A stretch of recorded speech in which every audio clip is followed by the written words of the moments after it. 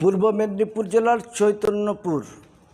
চৈতন্যপুরে যে বন্ধন সংস্থার উপরে দীর্ঘদিন নামাজ পড়ার মসজিদ আছে, সেটাকে উচ্ছেদ করার জন্য আজকে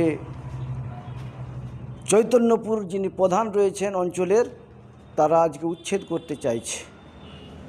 যদিও এই মসজিদের আওতায় থাকা জায়গাটা দখলকৃত জায়গা এই অঞ্চলকে পেশাবখানা করার জন্য দিয়েছিল, তাদের বারান উপযুক্ত দেওয়া আছে, তারপরেও তারা পুরো সামনে ফ্রন্ট ক্লিয়ার করতে চাচ্ছে, যেখানে অনেকগুলো দোকান তারা জীবন জীবিকা হারাবে। সেই সঙ্গে নামাজ পড়ার মসজিদটাও তারা উচ্ছেদ করতে চাইছে। আমাদের বক্তব্য, আইনের পথে চলবে, ঠিক আছে।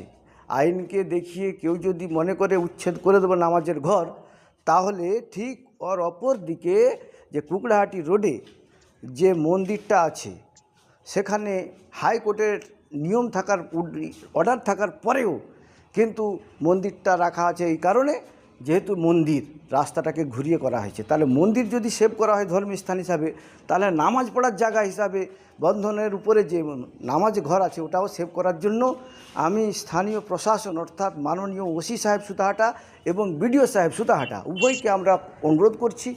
আপনাদের উপর সব কিছু ডিপেন্ড করছেন, আপনারাই সুমোট অফিসার। আপনারা যদি মনে করেন যে মসজিদটা বাঁচিয়ে উচ্ছেদ করা যাবে, অবশ্যই সেটা গ্র্যান্টেড হবে। তার কারণ মসজিদ বাঁচিয়ে যদি বাকিটা উচ্ছেদ করা হয়, তাহলে অনেকটা জায়গা ফাঁকা, মসজিদ একটা সাইডে আছে। এই করজোড়ে আবেদন করছি, এলাকার সম্প্রীতি আপনারা রক্ষা করুন। প্রশাসনিক লেভেলে আপনারা আছেন, আমরা আপনাদের জন্য তাকিয়ে রয়েছি।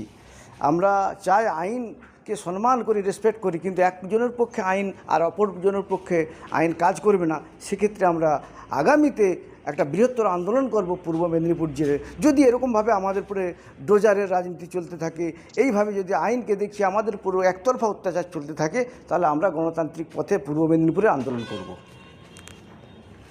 আমরা পূর্ব মেদিনীপুরের বাসিন্দা, যেখানকার সন্তান মুখ্যমন্ত্রী আমাদের রাজ্যের, তিনারও কাছে আবেদন করছি এই বিষয়গুলো আপনারা দেখবেন। নিচু তলায় কিছু চক্রান্ত হচ্ছে যাতে সংখ্যালঘুদের অত্যাচার যাতে না হয়। আগামী দিন শুধু এটা নয়, কুরবানি সহ শুরু করে মসজিদ মাদ্রাসা সবেতেই যেন একটা বুলডোজারের রাজনীতি শুরু হয়ে গেছে, এটা আমরা তীব্র প্রতিবাদ জানাচ্ছি। আমরা চাই, সরকারকে সময় দিচ্ছি, সরকার কি করে, না হলে আগামী দিন আমরাও গণতান্ত্রিকভাবে আমরা আইন থেকে হাতিয়ার করে আমরাও আন্দোলনের লড়াই করব।